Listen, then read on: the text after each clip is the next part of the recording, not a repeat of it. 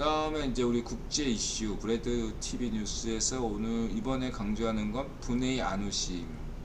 분해의 안우심이라는 게 카톨릭으로 개정한 유대인 후손들 마라노라고 보시면 되겠습니다. 마라노. 그래서 그 관련 내용이고요. 참고하시고, 그 다음에 스태그플레이션 떡밥이 근본적으로 공급망 문제 때문인 것 같습니다. 서방 세계 중국 제조업 의존도를 낮추고 자체 생산력을 높이는 게 목적이 아닌가 생각됩니다. 그렇죠. 결국 중국 중심 공급망, 미국 중심 공급망으로 나뉘어져 전자는 완전히 고립될 듯 합니다. 그렇습니다. 물론 중국에 투자한 자금이 있으니 중국 경제를 망하게 하진 않겠지만요. 중국 경제를 망하게 하는 것도 문제죠. 크게. 적당하게 망가뜨려야죠.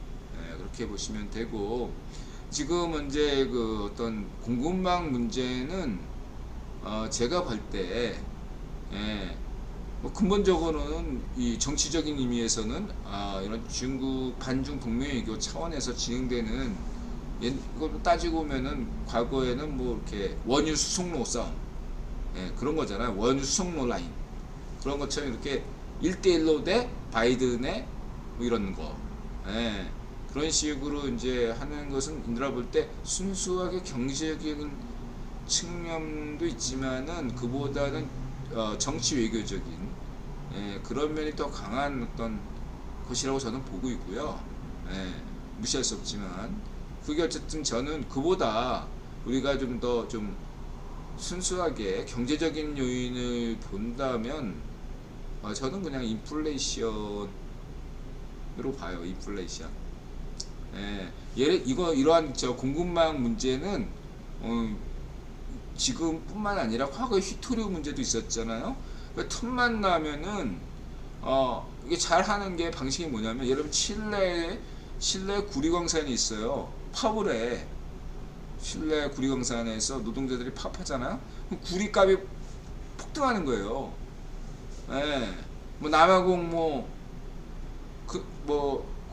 광산에서 폭동이 일어났다, 무슨 문제가 생겼다, 금값 치솟고, 만약에 중동에서 테러가 일어났다, 유가가 치솟고, 뭐 캘리포니아나 뭐 카리브에서 유조선이 침몰했다, 유가가 폭등하고, 이런 거하고 맥락이 같다고 저는 그렇게 봐요. 그래서 저는 이거 인플레이션 문제인데, 지금 어떤 문제가 있냐면, 지금 이 공급망 문제, 물류 대란이 인플레이션 문제하고 연관된다고 제가 보고 있는 이유가 뭐냐면, 지금 미국 시민들 입장에서는 일자리는 한국과 다르죠. 경제 좋잖아요. 모든 지표가 좋게 나오고 있는데, 어쨌든 그것은 지표상에 나오는 거고, 체감하는 지금 미국 시민들은 물가가 치솟고, 다 치솟고 있단 말이야. 근데 그거를, 근데 그 사이즈 페어는 계속 되고 있고, 이런 상황이기 때문에 무언가 슬쩍 책임을 떠돌리는, 물류 대란 같은, 이게 문제가, 예를 들면 이건 바이든 정부 책임이 아니지만 바이든 행정부나 국원 입장에서 약간 이거를 물류 대란 탓이다, 이런 식으로 할 수 있는 어떤 건덕지가 좀 있는 그런 양상으로 저는 보고 있어요, 솔직히. 그러니까 물타기 이렇게 정도로 보고 있기 때문에 그게 큰 문제가 될 수 없고 어느 정도 해결이 될 것이다, 저는 그렇게 보고 있습니다. 어쨌든 바이든의 인프라 법안은 우여곡절 끝에 통과된다, 늘 강조했고요. 이렇게 말씀드리고 싶습니다. 그리고 중요한 게 뭐냐면, 인플레이션을 왜 중시하냐면, 국외본 인드라의 후기 신자유주의 입장에서는 인플레이션이 돼야 임금 인상 압박이 들어가서 임금 인상이 되잖아요. 그러면은 인드라 같은 자영업자들은 사람을 고용을 할 수가 없잖아요. 단가가 안 맞으니까. 그러면 어떻게 돼요? 대체제를 구하죠. 어떤 걸? 자동화 설비나 로봇을 하거나 아니면 무인 시설을 차라리 택하고 말죠. 예, 무인 가게. 그래서 자꾸 IT화 시키고 로봇화 시키죠. 그러기 위해서는 임금 인상이 돼야 되고, 임금 인상의 떡밥을 주려면 가장 훌륭한 떡밥이 인플레이션이죠. 예. 그 인플레이션을 일으키기 위한 다양한 방식을 지금 쓰고 있는 겁니다. 예. 연준은 실제적으로 인플레이션을 속으로 즐기고 있어요. 제 입장에서는 그렇게 봅니다. 예, 인플레이션 걱정 안 해. 후기 신자유주의 이론 입장에서는 인플레이션을 걱정할 게 못 돼요. 예. 오히려 예, 미국 같은 나라에서는 인플레이션이 저조한 게 문제죠. 마지막으로 이걸 생각해 보시기 바랍니다. 스태그플레이션 하면 어떤 게 떠오르죠? 바로 일본의 잃어버린 20년 생각해 보셔야 돼요. 소비 부진. 지금 일시적으로 지금 미국의 예, 상태는 소비 부진이에요. 사회주의 페러는 막 통과된 다음에 예, 혼란기야 지금. 그래서 이게 지금 블랙 프라이데이가 미국에선 가장 큰 축제 중에 소비 축제인데, 블랙 프라이데이 때 뭔가 이렇게 좀 이벤트가 필요합니다.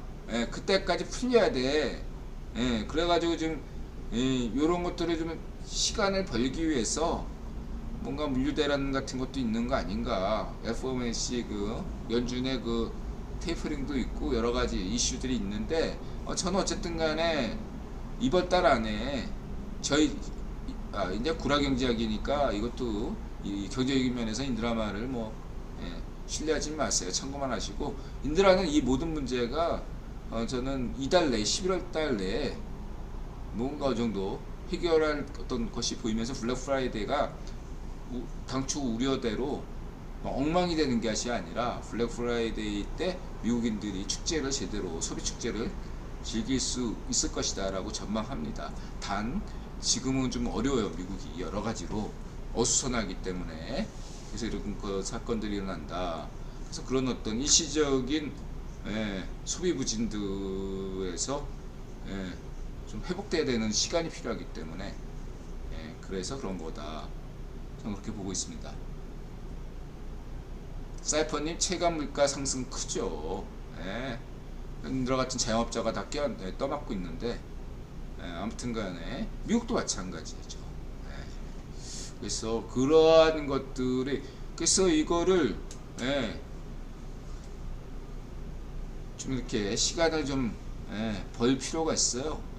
연준이나 이런 데서 이제 그렇게 좀 시간 연장책이다, 저는 그렇게 보고 있고, 블랙 프라이데이 같은 중요한 사건 때 뭔가 해가 될 것이다 라고 저는 봅니다.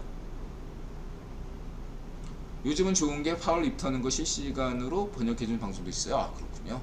파월 뭐 테이퍼링은 이미 다 시장에 다 반영돼 있잖아요. 이게 이제 선제적 가이드라고 하는 거고, 그리고 이제 골드만 때문에 인플레이션이 금리 인상이 뭐 여름에 할 수 있다. 인드라 단원 내렸고 여름에 절대 못한다. 중간선거 때문에 인드라가 강력하게 구라경제 잡아서 한방 입 탁 터니까 골드만 대 인드라 전선이 형성됐어.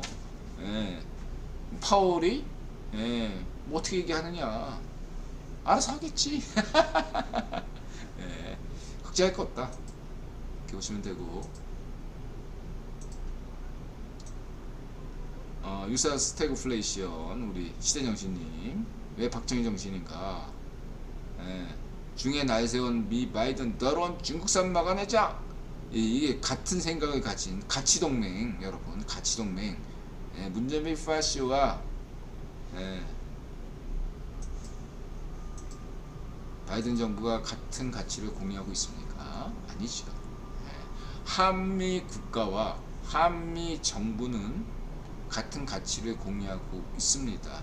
그러나 문재인 파시와 바이든은 같은 가치를 공유하고 있지 않습니다. 이게 함정이죠. 한미 양국가는 굳건한 동맹 관계이고, 한국 정부와 미국 정부는 굳건한 한미동맹 성숙한 관계다. 그러나 문재인 파시는 아니다. 요게 함정이죠. 이렇게 보시면 되고, 그걸 외교적 어법으로 아주 완곡하게 표현하고 있습니다. 이렇게 보시면 되고, 이건 이제 아까 얘기했던 금리 인상.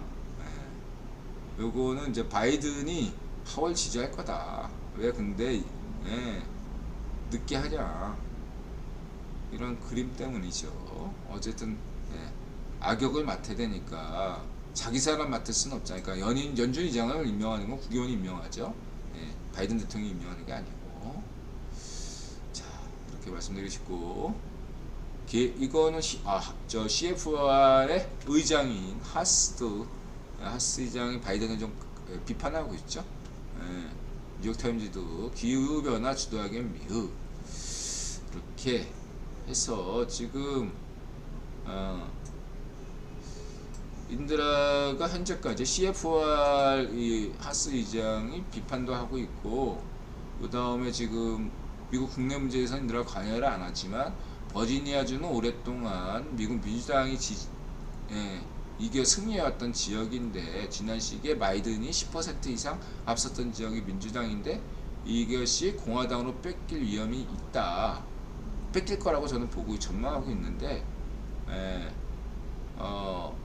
중간선거에서 미국 공화당이 이길 가능성이 높은 편이다 라고 인드라가 얘기했죠. 그렇게 되면은 바이든 대통령은 한 번만 대통령 할 수밖에 없고, 그러면서 더더욱더 바이든의 중도 노선이 더 먹힐 수밖에 없죠. 경제적으로 훨씬 더, 그러니까 중간선거에서 바이든 대통령이 좋은 성적을 거두지 못하면 어떻게 되죠? 좀 더 미국 민주당의 경제 노선이 좀 더 오른쪽으로 가겠죠. 그러면은 그 버니 샌더스 같은 자유파시오들의 어떤 과격한 주장들을 물리칠 수 있겠죠.